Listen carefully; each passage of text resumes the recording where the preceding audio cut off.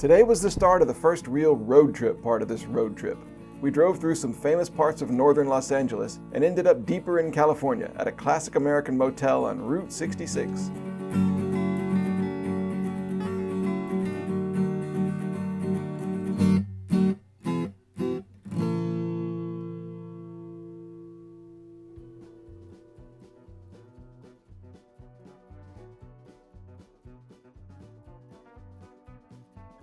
Driving around America takes on a unique quality for me. I am American, but I've lived in Japan for so long that I'm out of the loop in my home country. It's called reverse culture shock. For example, the first thing we did today was get gas in the car, and I was presented with this on the gas pump, and I was baffled. 35 cents for what? And later, of course, as you probably know, I realized it was a debit card fee. It was one of the many times that I would be surprised by the casualness of American society, and by my own lack of, well, common sense.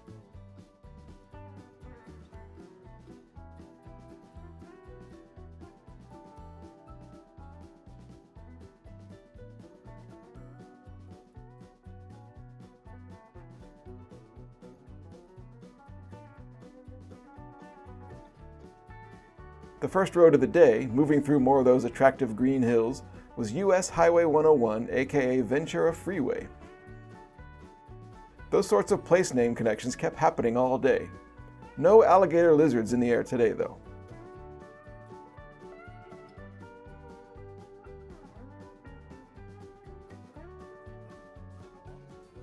We soon exited onto Ventura Boulevard, just like in the Tom Petty song Free Fallin'.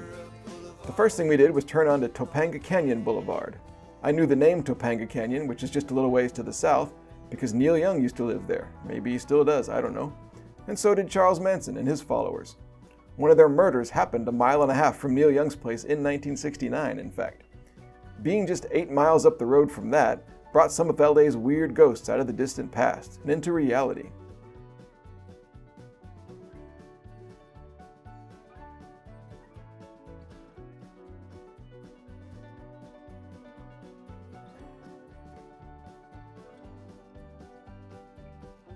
I started imagining celebrity and stardom everywhere.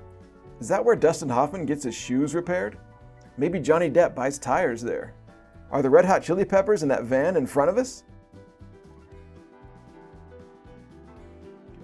We stopped in to visit my uncle, a musician, and the day was starting to move towards sunset as we drove along Mulholland Drive, you know, like the David Lynch movie, and in the lyrics of Electrolyte by R.E.M., to visit Runyon Canyon Park. Reminded me of the famous line about LA being 72 suburbs in search of a city.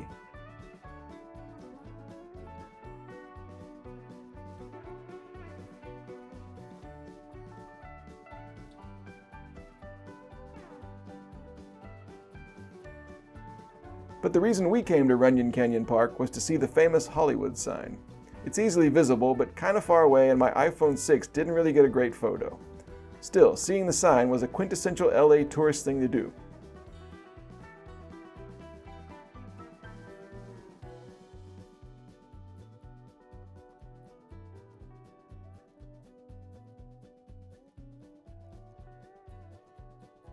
And as the sun continued down its westward way, we did the same in the opposite direction, ending up back on the Ventura Freeway towards our destination for the night, San Bernardino.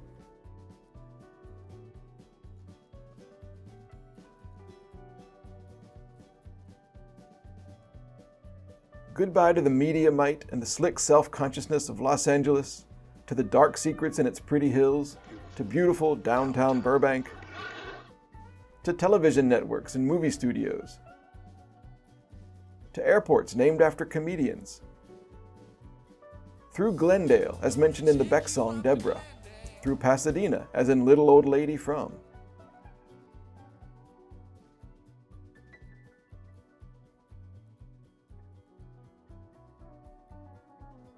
and into San Bernardino and to our room for the night at the Wigwam Motel, right on Route 66.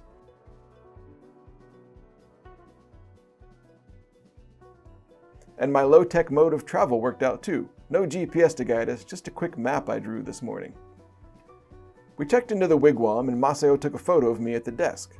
The guy working there seemed jittery, and he demanded that she delete the photo if any part of him appeared in it. I noted the "Thank you for not smoking marijuana" sign in the lobby, amidst the Americana decorations.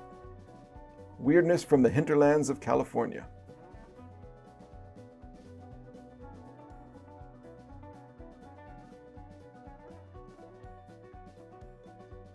By the way, the conical structures, covered in animal skins with sticks poking out of the top, that are made by Native Americans are in fact teepees.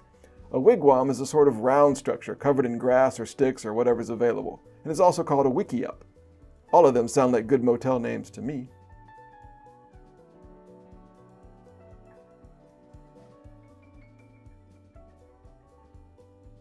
On TV that night was My Cousin Vinny, and that's how the first day of real driving on this 3-month road trip ended, eating burgers inside a concrete wigwam as trucks hissed by on Route 66, watching Joe Pesci and Marissa Tomei as outsiders trying to stay buoyant in a strange and unfamiliar place.